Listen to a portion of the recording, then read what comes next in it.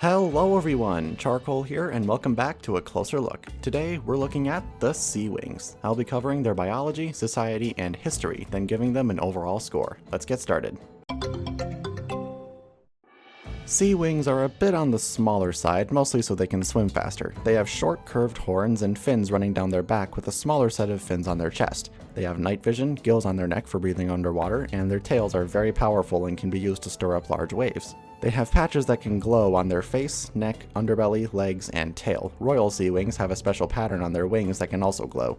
Their scales are typically green or blue, and sometimes they can be such a deep blue they almost appear purple. There's not a whole lot to say about this one, but I'll do the best I can. The biggest thing of note is the SeaWings' underwater language, Aquatic. Obviously they can't talk out loud underwater, so they developed this system of gestures and glowing to better communicate. The SeaWings are mainly based in the Deep Palace, and they used the Island Palace and later the Summer Palace for diplomatic meetings with other tribes. Despite holding basically all the power in the kingdom, the Queen has a council of trusted advisors that she consults frequently. Every year, the tribe holds a ceremony called the Talons of Power ceremony, where any dragonets that turn 2 that year are tested to see if they have animus magic. SeaWing naming schemes include but are not limited to colors like cerulean or indigo, sea creatures like turtle or octopus, or water-related natural disasters like tsunami and tempest. Alright folks, grab some popcorn and get comfy. This is going to be a long ride. Thousands of years ago, SeaWings were just one of 9 dragon tribes to inhabit Pyria, which at the time was ruled by humans. Eventually, dragons began growing in number, and just over 5,000 years ago, they overthrew humans as the dominant race on the continent in an event known today as the Scorching. Normally, we'd move on to Darkstalker's time, but let's take a trip back to a time even before that. The queen at that time is unknown, but her 3 children were Lagoon, Sapphire, and Albatross. When they were 3 years old, Sapphire attempted to take a clamshell Albatross was playing with, and out of frustration he told it to bite all of her claws off. And to his surprise, it did. Gruesomely. And so Albatross became the SeaWings' first recorded animus. Sapphire was driven to insanity by the incident and confined to a remote island for the rest of her life. The Talons of Power ceremony was created sometime after this to make sure no more animus dragons go under the radar.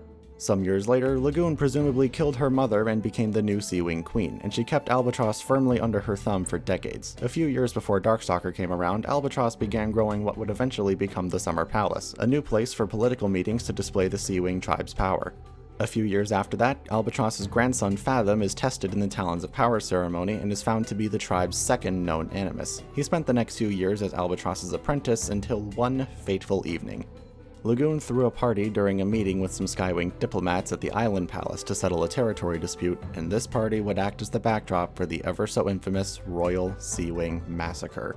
Albatross finally snapped and killed a good handful of dragons, including one of the SkyWings, Fathom's parents, and Queen Lagoon. Albatross was only stopped when Fathom enchanted some spears to kill him. In the aftermath of the event, several things happened. The Island Palace was completely abandoned, as everyone now believed it was haunted by the ghost of Albatross. Fathom's sister Pearl, as the only heir left alive, ascended to the throne and provided the SkyWings treasure as compensation in exchange for keeping the massacre a secret.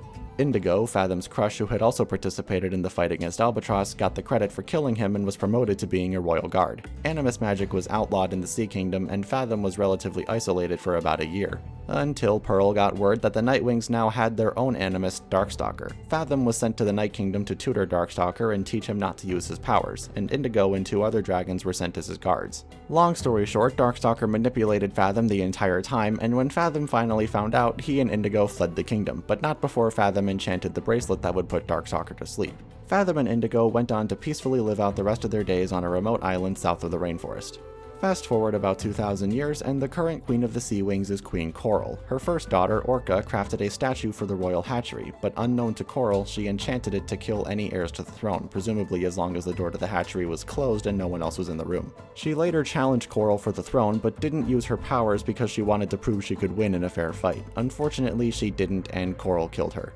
However, the enchanted statue remained. Every time Coral had a princess egg, it would mysteriously wind up smashed somehow. When the War of Sandwing Succession broke out, the SeaWings found themselves allied with Blister and the Mudwings. 11 years into the war, Commander Tempest was assassinated during a strategy meeting, which resulted in the Mudwings switching sides to burn. Back to the princess eggs, the first time one wasn't smashed was Tsunami, but that was only because Webb stole her egg to become the SeaWing Dragonet of Destiny. Due to all the failed princess attempts, Coral's sons started to pile up, totaling to a whopping 32 princes in present day.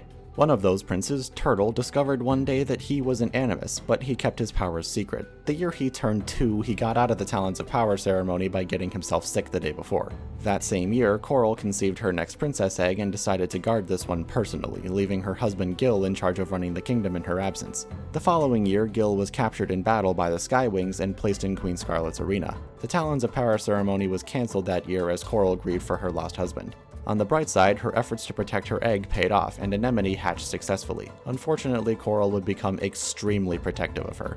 The year after that was very eventful, as it was the year the first arc takes place. Starting with that year's Talons of Power ceremony, Turtle was unable to get out of it a third time, but he still wanted to keep his powers secret. Despite not being 2 yet, Coral insisted Anemone be tested along with the others. Turtle used this to his advantage and gave Anemone animus powers. When Coral witnessed her daughter doing magic, she called off the ceremony before Turtle could be properly tested. In the Sky Kingdom, Gil tried to stage a prisoner uprising, which failed. He was punished by being deprived of water for months, driving him to insanity and turning him into a vicious, bloodthirsty monster. Like, literally bloodthirsty. He had to resort to drinking blood, sometimes his own, just to stay alive. But while all of this has been going on, Tsunami has been growing up in the Dragonets of Destiny's hideout. When she escapes with Clay, they come across Queen Scarlet and accidentally lead her back to their cave. Webbs escapes, and a spy for Byrne's army in the Talons of Peace named Crocodile convinces Webbs to return to the Sea Kingdom and trails him there. While the Dragonets were in Scarlet's arena, Tsunami was pitted against Gil and killed him, not knowing he was actually her father. She later escaped with the others when Glory melted Queen Scarlet's face. After visiting the Mud Kingdom, they decide to go to the Sea Kingdom because they've been told Tsunami is a princess. When they get there, they meet Coral, Anemone, and one of Coral's advisors, Whirlpool. Tsunami learns about Gil, learns some Aquatic, gets attacked by Whirlpool, and swears to protect the last remaining princess egg. Blister shows up for a meeting and everyone learns about Anemone's powers. Then Webbs returns and Tsunami gets Coral to agree to let him go free if she catches the princess murderer. She later ventures into the royal hatchery to investigate, and the statue comes to life and tries to kill her. However, she manages to defeat it just as the egg hatches into Auklet. Blister convinces Coral to lock the Dragonets up, and after Whirlpool is revealed to be Tsunami's attacker so he could marry Anemone and become king, Anemone shoves Whirlpool into a pool of electric eels, killing him but also providing an opening for the Dragonets to escape. While they're escaping, an army of SeaWings and Mudwings shows up at the Summer Palace led by Crocodile. The Dragonets get out with Webbs and head to the rainforest, but the Summer Palace is destroyed, and the SeaWings retreat to the Deep Palace for the rest of the war. The SeaWings don't really do anything else for the rest of the first arc, but 6 months afterwards, the Dragonets of Destiny open Jade Mountain Academy. Tsunami becomes the headmistress, Webbs becomes the history teacher, and the SeaWing students include Turtle and Anemone. Anemone in particular becomes very entitled and bratty due to not having her mother around to keep her under control anymore. When the Jade Winglet went after Scarlet, Turtle initially stayed behind, but went with Peril after Scarlet attacked the school. He reveals himself as an animus to the group when he uses an enchanted rock to heal Winter after an accident, and when Darkstalker emerges from the mountain, he enchants a stick to hide himself from him. He spends the majority of Book 9 following Darkstalker to the rainforest and later the Night Kingdom. Meanwhile, Anemone fell under Darkstalker's influence and was eventually convinced to return to the Sea Kingdom and challenge Coral for the throne, at only 3 years old at the absolute maximum.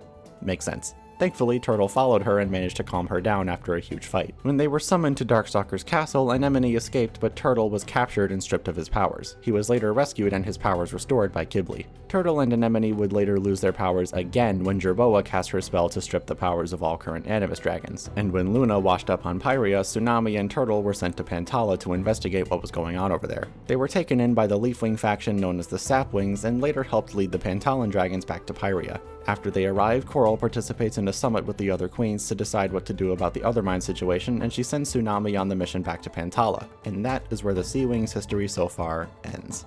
Wow, what a ride. So, my final thoughts? SeaWings are definitely one of my favorites. They're among the most unique tribes and have some of the most complex history in the series. 9 out of 10, putting them right up there with the Sandwings. Time for today's featured fan art. We've got pieces from Union Error, Cass, Skrill, Miss Kiriness, and Scarlet. Thanks a bunch, guys, and if any of you want to submit your own fan art, you can do so in my Discord server. In other news, Book 15, The Flames of Hope, is just over a week away, and you bet it won't be long before I talk about it. Will it be the finale Wings of Fire deserves, if it ends up being the finale? Still no 4th arc has been announced yet, so it's looking pretty likely. Personally, I'm not very optimistic, but I'm gonna wait to make any concrete judgments until I read it for myself. It may very well be the next big video after this one, so this has been Wings of Charcoal, and I will see you all then.